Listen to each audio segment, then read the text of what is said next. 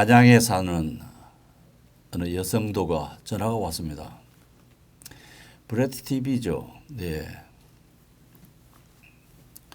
제가 11조를 모아둔 게 있는 게 선교비로 쓰라고 보내려고 합니다. 구자를 알려주십시오. 안양에 사실 누구신가요? 저는 감리교회를 다녔는데 바이러스 때문에 교회를 못 가서 그런 11조를 모아놓은 게 있어서 보내려고 합니다. 이야기를 가만히 들어보니까 이분이 헌금을 보내고자 하는 것은 브레드 TV가 아니고 브레드 TV라고 하는 유대인 선교하는 방송 매체가 있습니다. 그래서 그곳으로 안내해 드렸습니다. 그 뒤에 또 한 번 그런 전화를 받았고요. 얼마 전에는 또 한 번 밤 11시가 넘어서 잠을 자려고 하는데 전화가 왔어요. 여기는 전주입니다. 유유 미션이죠. 네, 유유 미션입니다. 브레드 TV도 운영하시죠? 네, 운영합니다. 제가 11주 모아놓은 게 있는데 보내드리려고 합니다.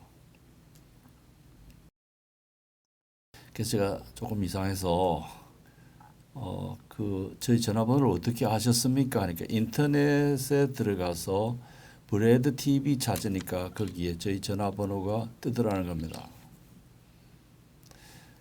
가만히 이야기를 들어보니까 앞에 소개했던 그분처럼 브레드 TV가 아니고 브레드 TV를 찾고 계셨습니다. 그래서 그쪽으로 연락을 하시라고 제가 안내해 드렸습니다. 그러기 전에 우리도 선교하는 단체고 한데 그 헌금을 우리한테 보내주실 수 없겠습니까? 하고 하니까 아니요, 나는 유대인 선교하고 아랍 선교하는데 보내겠습니다. 우리 자매님, 우리 유유 미션도 결국 신학 강의를 제작해서 중국어, 스페인어, 영어 그리고 아랍어 기타 언어로 선교를 할 텐데 같은 선교 사역을 하는데 우리에게 주시면 안 되겠습니까? 하고 하니까 그래도 그건 아닌 것 같습니다. 하고 해서 그쪽으로 보내라고 안내해 드렸습니다. 신학 강의 공급 선교를 하는 유유 미션과 또 이 일을 위해서 헌신하고자 하는 우리 브레드 채플 구성원들도 헌금 보냈다고 전화 오는 일이 좀 있으면 좋겠다는 생각이 듭니다. 오늘 영상 예배에 참여하시는 여러분들에게 문안드립니다. 여러분의 삶의 모퉁이마다 시간마다 우리 성령 하나님이 내주 동행하시고 오순절날 성령을 받은 사람들이 그 성령의 강력한 역사에 취해 있을 때 사람들이 대낮에 술을 취한 거 아니냐라고 의심을 가질 정도였습니다. 성령에 취해서 사는 충만한 삶을 사시기를 바랍니다. 우리 브레드 채플 부산교회가 영상으로 예배를 드리는 우리 교회 회원들을 확인하는 안내를 드렸습니다. 여러분들이 반응을 보여주셔서 감사합니다. 그리고 여러분 가운데서 우리 예배하는 이 현장에 여러분이 와서 예배를 드릴 수 있습니다.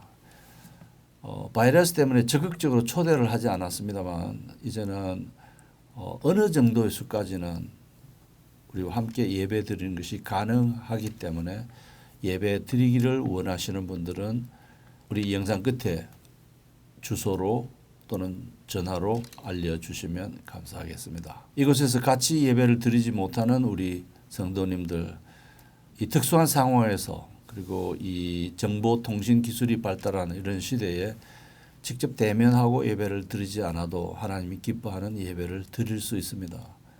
다만 목사와 성도는 목자와 양의 관계처럼 서로 위로하고 격려하고 돌보고 뜻을 함께하는 그런 만남, 커뮤니케이션, 의사소통이 필요합니다.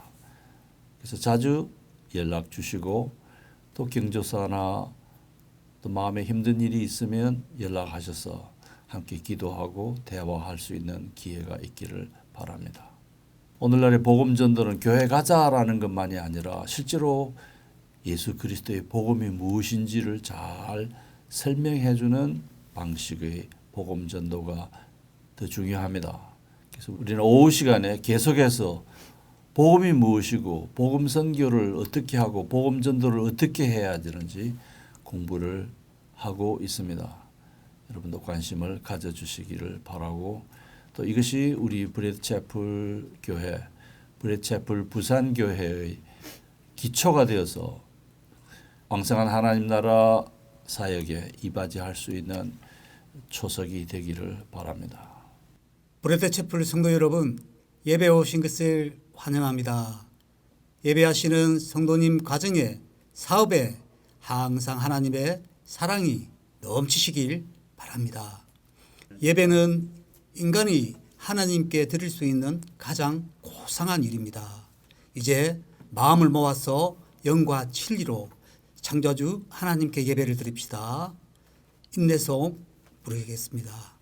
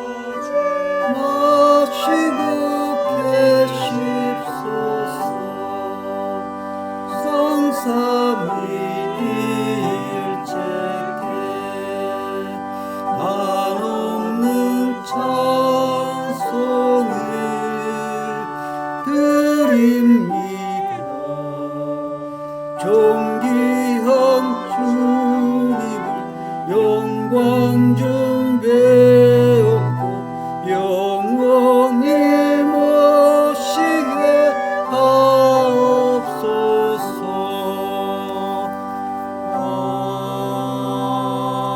아멘. 우리의 신앙을 사도신경으로 고백하겠습니다. 나는 전능하신 아버지 하나님 천지의 창조주를 믿습니다. 나는 그의 유일하신 아들 우리 주 예수 그리스도를 믿습니다.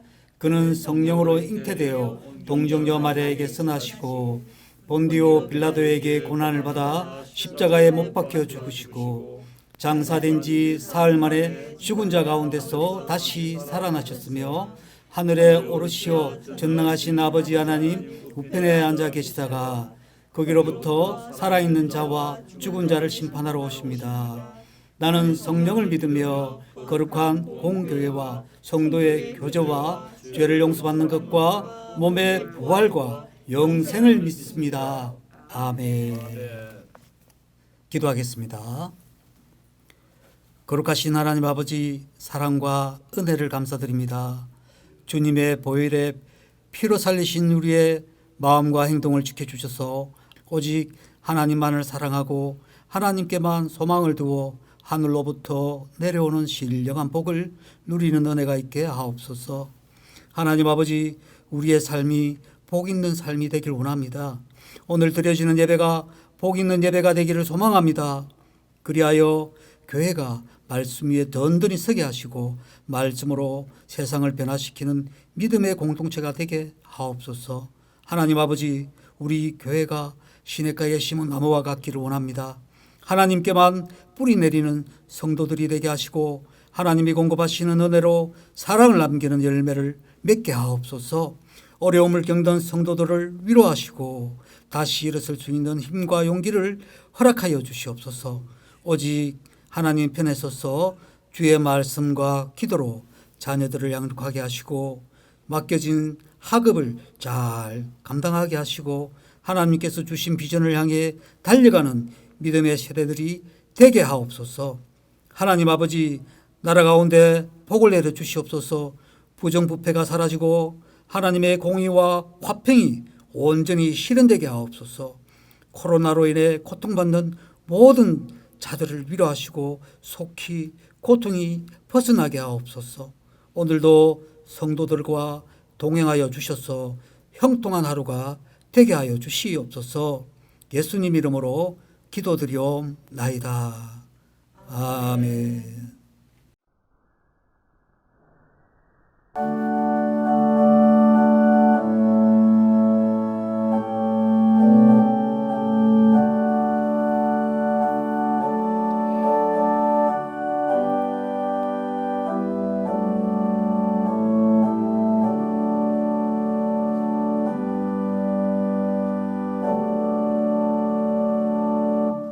오늘 하나님께서 주신 성경 말씀을 봉독하겠습니다. 창세기 37장 23절부터 24절 말씀입니다. 요셉이 형들에게 이르매 그의 형들이 요셉의 옷 곧 그가 입은 채색 옷을 벗기고 그를 잡아 구덩이에 던지니 그 구덩이는 빈 것이라 그 속에 물이 없었더라. 아멘. 오래전에 동네 형이 서점을 경영해서 몇 개월 동안 제가 점원으로 일을 했던 적이 있습니다. 그때 글이 좋았던 것은 하루 종일 그 당시 베스트셀러를 읽는 것이었습니다. 그리고 그만둘 때 알바비를 계산을 하려고 하는데 저는 돈 대신에 셰익스피어 전집을 달라고 했습니다. 이유가 지금 성경 다음으로 가장 많이 읽히는 그런 책이기 때문입니다. 그래서 며칠 동안 단숨에 읽었던 그런 기억이 있습니다. 지금은 사실 기억나는 것은 살다 보니 셰익스피어가 정신병원에 갔다. 그리고 막노동을 했고 공장 생활을 이렇게 하면서 구원을 받았고 그리고 선택받은 새 사람이 되었다. 그런 내용밖에 기억나지 않습니다. 베토벤은 매독이라는 바이러스 때문에 고통 속에서 고향곡을 그렇게 썼다고 합니다. 지금 말씀드린 셰익스피어는 코로나보다 더 무서운 흑사병과 싸우며 평생을 희곡을 써내려갔다고 말을 합니다. 셰익스피어는 나이 28세 되던 1592년부터 2년간 그 유럽에는 흑사병이 다 휩쓸모로 해서 모든 극장은 다 폐쇄되고 그 조연급 배우였죠. 셰익스피어는 그 배우였던 그 직장에 실업가가 되고 그래서 할 수 없이 작가가 되었답니다. 그래서 흑사병으로 배우로서 일자를 잃었고 그리고 막내 아들 햄릿도 흑사병으로 죽게 되면서 명작들이 그렇게 속속 세상에 나오게 됩니다. 셰익스피어는 집에 틀어박히면서 썼던 작품들이 리오 왕, 로미오와 줄리엣, 맥베스, 안토니와 클레오파트라 등 유명한 작품들이 많이 있습니다. 그리고 자기 막내 아들의 이름을 딴 햄릿이란 그런 작품도 그때 썼는데 그의 대표적 비극의 그 시기에 그런 유명한 그런 작품이 나온 이유가 아들을 잃은 그런 고통을 잊기 위해서 글을 썼는지도 모릅니다. 대표적으로 로미오와 줄리엣도 사랑의 메신저가 흑사병을 앓으면서 메시지를 전달하지 못했지 않습니까? 그리고 그는 서로에게 진실하지 못할 때 흑사병은 우리 사회에 더 창궐하더라. 그런 유명한 말을 남긴 그런 작품들도 있습니다. 사실 이렇게 성경에도 이야기 형식으로 된 내용이 많이 나옵니다. 오늘 이야기도 구덩이에 빠졌다가 나중에 애굽으로 노예로 팔려가는 그런 이야기입니다. 사실 전염병보다 더 무서운 형제들 간의 미움 때문에 굉장히 힘겨운 삶을 살게 되는 요셉의 이야기가 시작되는 그런 장면이 되겠습니다. 제가 제목을 코통 위에 앉아 그렇게 잡았는데 혹시 성도 여러분 그런 때가 있었는지요? 그냥 주저앉아서 아무것도 할 수 없었던 그런 때가 있었는지요? 오늘 요셉의 상황이 딱 그렇습니다. 설교는 언제나 모두를 위한 말씀이지만 특별히 오늘은 힘겨운 삶을 살아가시는 분들에게 주시는 말씀으로 받아시면 좋겠습니다. 성도의 삶에도 고통이 심할 때가 있지요. 고통이라는 것이 눈이 달려가지고 성도들은 싹싹 피해가면 좋은데 그렇지는 않죠. 아무한테나 사람을 가리지 않고 막 덮칩니다. 이만큼 넘었다 싶으면 또 고통이 또 다가오고 또 넘었다 싶으면 큰 산이 또 앞을 가로막고 있습니다. 큰 고통, 그 아픔이 인생 구비마다 생기는 것이 인생입니다. 흑사병으로 고통받았던 셰익스피어, 뇌독 바이러스 때문에 귀가 멀었던 베토벤도 그렇지만 요셉의 삶도 고난의 연속이었습니다. 성경에 나오는 인물 중에 귀한 분들이 참 많죠. 하지만 요셉만큼 신실한 사람도 잘 없습니다. 정말로 순수한 청년이고 신실한 주의 백성인데 보시다시피 이 사람에게도 문자 그대로 고통에 던져지게 됩니다. 오늘 본문 24절을 봅니다. 그를 잡아 구덩이에 던지니 그 구덩이는 빈 것이라 그 속에 물이 없었더라. 아멘. 그 속에 물이 없는 고통보다 사실은 형들에게 버려지는 고통이 요셉에게는 굉장히 힘이 들었을 겁니다. 구덩이에 버려진 요셉에게는 하나님께서 주신 꿈이 있었습니다. 37장 7절에 보시면 우리가 밭에서 곡식 단을 묶더니 내 단은 일어서고 당신들의 단은 내 단을 둘러서서 절하더이다.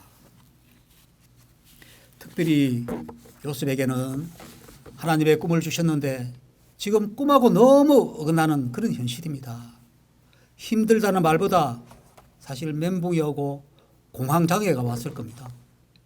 이제 어떻게 해야 될까? 내 단은 일어서고 해와 달과 11별이 나한테 절한다고 했는데 하나님 왜 날 이렇게 버렸을까? 왜 가혹 고통을 내게 주시는가? 성경에는 밝은 말씀도 주님 말씀이고 어두운 말씀도 주님 말씀이라서 동일하게 믿음으로 받고 양식으로 삼으면 좋겠는데 고통을 받지 않고 살고 싶은 것이 우리 마음입니다. 특별히 오늘 이 시간 말씀을 통해서 힘겨운 시간을 갖고 계시는 성도들에게 용기와 기회가 주어지는 그런 시간이 되시면 좋겠습니다. 성도 여러분, 요셉이 차가운 그런 구덩이에 앉아 있을 때 그리고 우리가 고통 속에 있을 때 어떻게 하면 좋을까요? 혹시 요셉의 형편이 남일 같지 않으신 분이 계시다면 어떻게 하면 좋을까요? 계시다면 제가 말씀을 드립니다. 아프면 아파하시기 바랍니다. 눈물 나면 우는 것도 좋아요. 원망이 나면 원망도 하시고 속상하면 속상하다고 짜증도 내보시고 힘겨워하고 마음 가는 대로 하시면 좋겠습니다. 우리도 성도이기 전에 우리도 인간이고 성도라고 해서 인간다움을 무시하는 것도 성도답지 않다고 생각을 합니다. 왜냐? 우리의 인간다움을 주신 분이 하나님이시잖아요. 인간다운 모습도 성도니까 힘들면 힘들다고 속에 나오는 것이 있으면 그냥 하는 것도 괜찮아요. 예를 들어 나 같은 놈은 차라리 태어나지 말았어야 되는데 그렇게 주장했던 욥기 3장 1절에 욥의 탄식과 하나님의 원망이 나옵니다. 욥기 3장 1절로 3절까지입니다. 그 후에 욥이 입을 열어 자기의 생일을 저주하니라. 욥이 입을 열어 이르되 내가 난 날이 멸망하였더라면 사내 아이를 배웠다 하던 그 밤도 그러하였더라면 그의 입을 열어 생일을 저주하고 내가 멸망하였더라면 내가 사내 아이를 배웠던 그 밤에 차라리 어머니께서 나를 임신하지 않았더라면 그런 말을 지금 쏟아내는 겁니다. 11절은 사실 더 노골적으로 불평을 하고 있습니다. 어찌하여 내가 태에서 죽어 나오지 아니하였던가? 어찌하여 내 어머니가 해산할 때에 내가 숨지지 아니하였던가? 우리는 성경을 읽으면서 하나님의 말씀이라고 부릅니다. 욥기도 하나님의 말씀이죠. 그런데 하나님의 말씀 속에 생일을 저주하는 그런 말이 왜 나오느냐? 성경이 우리 마음을 이해한다는 겁니다. 우리 하나님께서 우리 인생과 마음을 이해하신다는 겁니다. 원래 인생이 너무 아프면 이런 소리가 나올 수 있다는 것을 하나님이 알고 계시고 그 마음을 이해하시니까 아프면 그냥 아프다고 하세요. 요셉도 구덩이에 앉아서 뭐라고 말을 하고 있었을까요? 아마 울면서 절규를 했을 겁니다. 슬퍼하고 울어도 보고 하나님 앞에 그렇게 나가는 방법도 하나님 앞에 나아가는 방법 중에 하나입니다. 저희 장모님께서는 어머니가 눈물로 기도한 자녀는 망하는 법이 없다 그렇게 말씀을 합니다. 늘 기도하시면서 자녀들을 위해 우시면서 기도하시는 그런 모습을 종종 봅니다. 하나님께 나아가는 방법이 거룩한 찬양과 기도만 하면서 이렇게 나아가는 것이 아니라 속상하면 속상하다, 아프면 하나님 앞에 정직하게 아프다 하시면 이해하시고 하나님께서 안아주십니다. 속상할 때는 속상해 하시고 아플 때는 아파하시기를 주님의 이름으로 축원드립니다. 그런데 아파할 때 누군가 옆에 같이 아파해 주면 조금 덜 아픕니다. 그래서 하나님께서 교회를 선물해 주셨습니다. 교회의 의미는 다양하게 있지만 교회는 함께하는 사람들의 모임입니다. 함께하고 그 곁을 지켜주는 사람들의 모임이라고 보시면 되겠습니다. 주변의 성도들 중에 힘든 부분이 있을 때 집사님, 하나님의 뜻이 있습니다. 그렇게 가르치려고 하지 마세요. 필요한 것 같지만 그렇다고 해서 꼭 해야 되는 건 아닙니다. 우리 그냥 같이 있으면 좋겠다. 그리고 입을 닫고 곁을 지켜주시기 바랍니다. 욥의 친구들이 그렇게 합니다. 일주일 동안 곁에 있지만 시컷 울게 그냥 둡니다. 그 다음 고통에 있는 욥을 향하여 너 자신을 한번 돌아보라. 혹시 이 고통과 아픔에 나의 잘못은 없는지, 혹시 나의 부족함으로 빚어진 일은 아닌지, 그걸 한번 돌아보라는 겁니다. 왜냐하면 고통이라는 놈이 눈이 없어서 아무한테나 들어붙는 게 아니라 그 고통과 아픔에는 이유가 틀림없이 있기 때문입니다. 오늘 요셉이 참 힘들잖아요. 구덩이에 던져졌을 때 물론 형들의 잘못도 크지만 요셉 이분의 잘못한 것도 있습니다. 꿈 이야기를 해서 절한다고 형들에게 거시되던 요셉을 돌아볼 수가 있습니다. 오늘 구덩이에 사실 요셉만 떨어진 게 아닙니다. 아버지도 같이 떨어지게 됩니다. 37장 34절에 보시면 야곱의 이야기가 나옵니다. 자기 옷을 찢고 굵은 배로 허리를 묶고 오래도록 그의 아들을 위하여 애통하지. 아멘. 요셉의 잘못도 있고 아비인 야곱의 본인의 잘못도 있어요. 아무리 늙어서 얻은 자식이지만 편애해서 요셉한테만 채석옷을 입히는 건 잘못이고 그걸 또 자랑했던 그 요셉도 잘못한 거죠. 혹시 고통 위에서 나 자신을 돌아보셨다면 이 말씀에 공감이 되십니까? 공감이 되셨으면 좋겠습니다. 굉장히 속도 상하고 분통이 터지고 기도하는 사람이 나한테 어떻게 저럴 수가 있나 생각했지만 돌아보니까 그 사람 잘못만 있는 게 아니라 정신 차려보니 내 잘못도 있더라는 겁니다. 성경에는 물론 요셉이 자기 허물을 그때 내가 잘못했지 이렇게 그게 명시적으로 나오진 않아요. 그런데 행간을 읽으면 충분히 알 수 있는 게 그 뒤부터 요셉은 굉장히 성숙해지는데 말을 함부로 하지 않습니다. 요셉이 총리가 되고 세월이 많이 흘러 가족이 전부 애굽으로 내려오게 되었을 때 해와 달과 열한 별이 절하던 옛날 꿈 이야기를 요셉은 절대로 하지 않습니다. 그 고통을 통해 그만큼 성숙해지고 나중에 형들을 대할 때도 형들에게 감정이 굉장히 안 좋았지만 요셉의 말 한마디 한마디가 정말로 포스같이 아름다운 이야기를 만듭니다. 성도 여러분, 지금 정말 힘들지만 나 자신을 돌아보는 기회로 삼을 수 있기를 바랍니다. 그리고 그 고통 위에 앉았을 때 어떻게 해야 할 것인가? 다른 하나는 하나님의 손길이 있는지 한번 살펴보라는 겁니다. 고통 속에 혹시 하나님의 손길이 없는지, 흔히 말하는 하나님의 섭리가 그 속에 없는지를 생각해 보라는 겁니다.